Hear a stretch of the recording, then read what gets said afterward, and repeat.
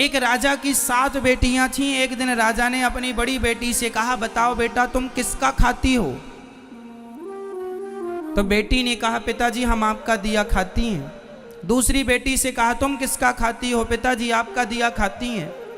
प्रजा से पूछा, तुम किसका खाती हो? बोले आपका दिया खाते हैं। सबसे पूछा, तुम किसका दिया खाते हो? बोले आपका दिया। राजा आप ही हमारे पालनहार हो, आपका दिया हम सब खाते हैं। सबसे छोटी बेटी से कहा, बेटी तुम बताओ तुम किसका खाती हो? तब उस बेटी ने कह दिया, पिताजी हम भगवान का दिया खाते हैं, हम आपका दिया नहीं खाते।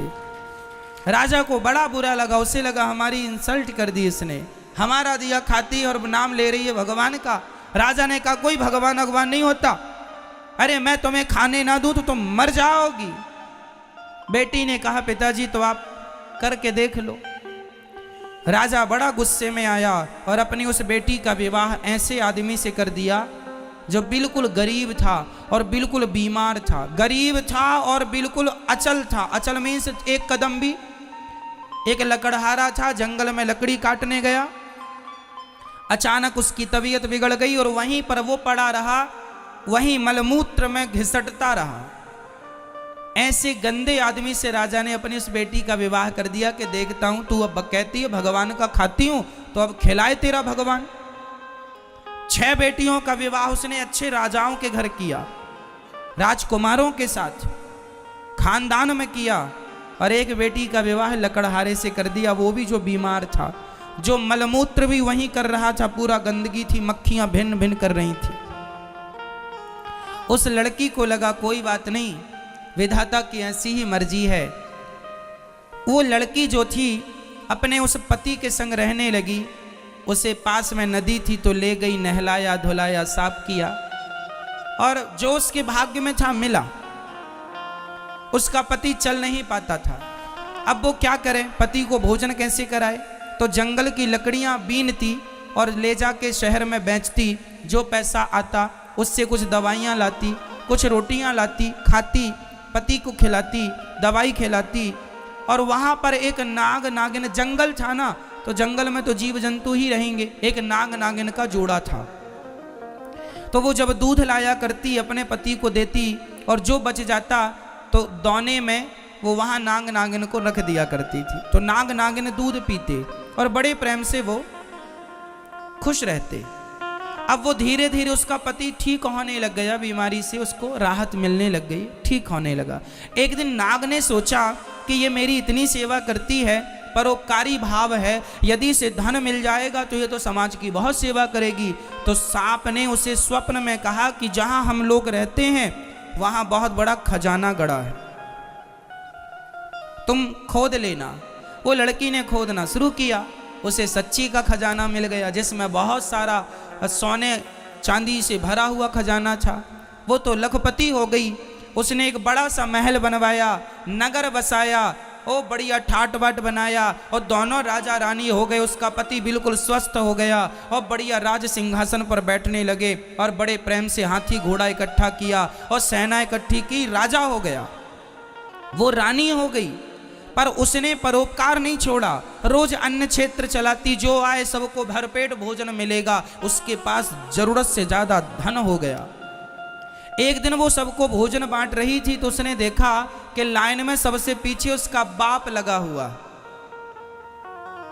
और उसकी बहनें लाइन में लगी हैं भोजन के लिए। उसने पहचान लिया, ये तो मेरा पिता है। उसने कहा, पिताजी आप? वो सन्न रह गया, कौन हो आप? मैं आपकी बेटी छोटी, लकड़हारे से विवाह किया था, कुछ याद आया? हाँ हाँ, पर तेरा ये ठाट बाट कैसे? पिताजी पहले ये बताओ कि आपकी ये दुर्गति कैसे हो गई? बेटी सच्ची कहा था तूने, हम बड़े अहंकार में थे कि मैं राजा हूं, लेकिन मेरी राजगद्दी छीनते देर नहीं लगी, सब नाश हो गया। सारी बेटियां जिन्होंने ये कहा था कि पिता के भाग्य का खाती हैं, आज पिता कुछ नहीं खिला पा रहा है इन्हें, आज तू खिला रही है। तब उस बेटी ने कहा, पिताजी मैंने कहा था ना कि सब अपने अपने भाग्य का और सब भगवान की कृपा का ही खाते हैं, सबको खिलाने वाला भगवान है। हम झूठा ये नाम लेते हैं कि हम किसी को खिला रहे हैं, कोई किसी को नहीं खिलाता, सबके पालनहार भगवान है। राजा ने उस बेटी के लिए लकड़हारा चुना था, लेकिन फिर भी मेरी माँ, कई बार बाप अपनी बेटी के लिए बहुत अच्छा घर चुनता है, घर और वर, फिर भी वो माइनस हो जाता है, और कई बार सामान्य लड़के के संग विवाह कर देने पर वो बहुत ठाट बाट में हो जाते हैं। सच्ची बताएं, हर आदमी अपना भाग्य लेकर पैदा होता है। ये भाग्य क्या है? जो पिछले जन्म में आपने अच्छा या बुरा कर्म किया था, वही अच्छे और बुरे कर्म के प्रतिफल को भाग्य कहते हैं। मैंने पिछले जन्म में बहुत अच्छा किया तो इस जन्म में मुझे बहुत अच्छा मिला, वही मेरा भाग्य है। मैंने पिछले जन्म में किसी के साथ बहुत गलत किया, आज मेरे साथ गलत हो रहा है, वही मेरा भाग्य है और वही मेरा कर्म दंड है। इसलिए हमें जीवन में कभी किसी को दोष नहीं देना चाहिए कि दुख तुम्हारे कारण मिला, दुख तुम्हारे कारण मिला। कोई किसी को दुखी नहीं करता, कोऊ ना काहू को सुख दुख कर दाता, निज कृत कर्म भोग सब भ्राता। हर व्यक्ति अपने किए का दंड भोगता है, अच्छे का अच्छा, बुरे का बुरा। इसलिए ये ईश्वर का विधान मानकर हर हाल में प्रसन्न रहकर भगवान का धन्यवाद करो। पिछली करनी बिगड़ी थी पर आज ना बिगाड़ो, अब ना बिगाड़ो, अब बिगड़ेगा तो कल भी बिगड़ेगा।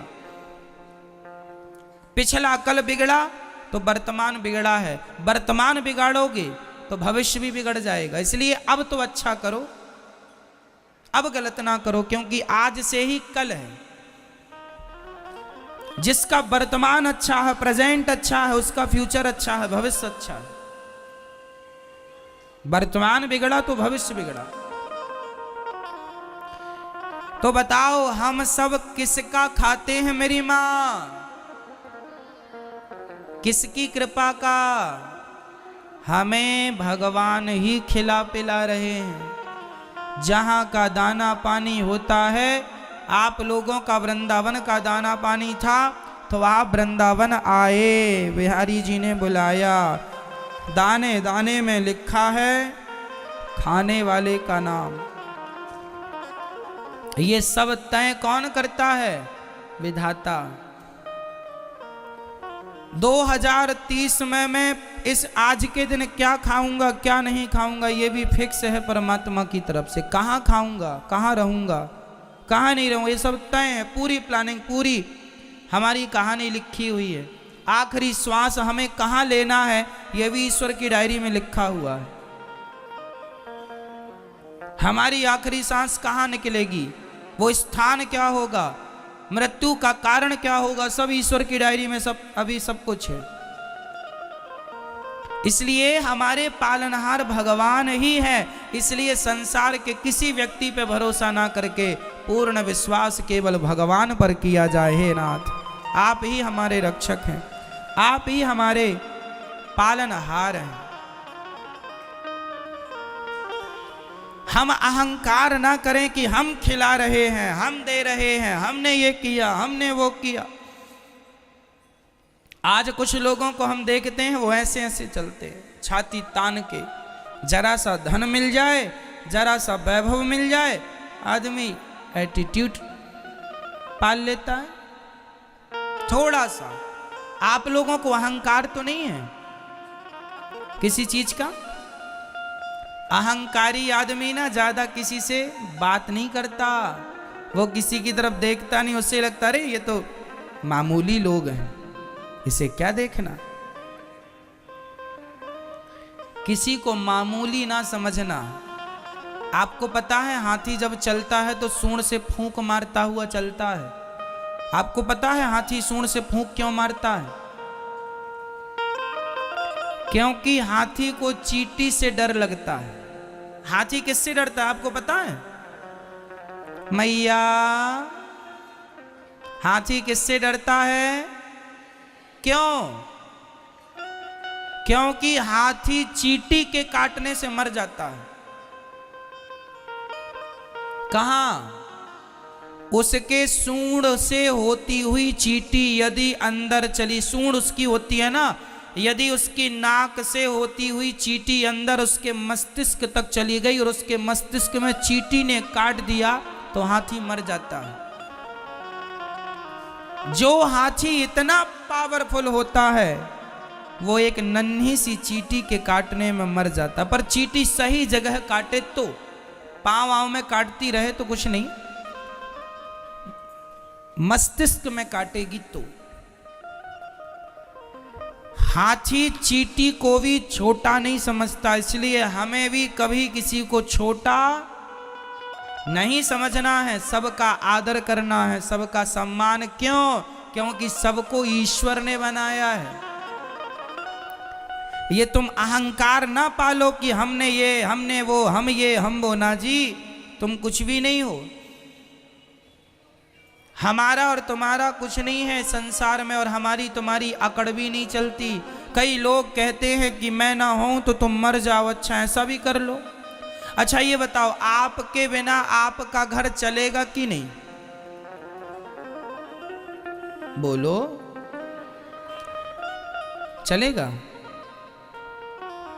कई लोग ये सोचते हैं ना, हमारे बाद क्या होगा महाराज, सब अच्छा होगा, तुम मरो।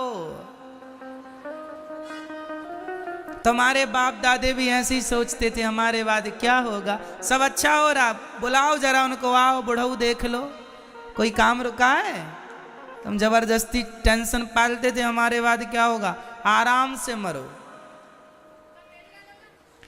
किसी के बिना किसी का कोई काम नहीं रुकता, हम जबरदस्ती झूठा अहंकार पाले बैठे। हमारा क्या होगा, सब बढ़िया होगा। आपके जाने के बाद आपके घर में दीपावली भी मनाई जाएगी, हाँ या ना? होली भी मनाई जाएगी, हाँ या ना? है ना? शादी विवाह में आपके घर भांगड़ा बजेगा और आप नाचोगे भी। और जो लोग थे ना बूढ़े, वो सोच रहे थे हमारे बाद क्या होगा, अच्छा होगा, तुम जाओ खाली करो जगह।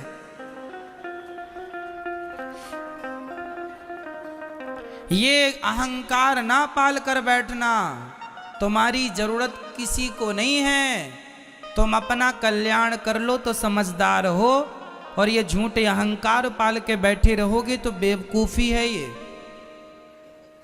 मेरी जरूरत किसी को नहीं है, मैं जबरदस्ती ये कह रहा हूं मेरे द्वारा ये काम हो रहा, मेरे द्वारा ये हो रहा, ना जी, हमारी जरूरत किसी को नहीं। बताओ किसकी किसे जरूरत है?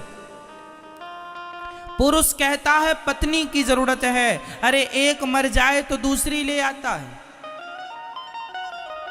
हाँ या ना?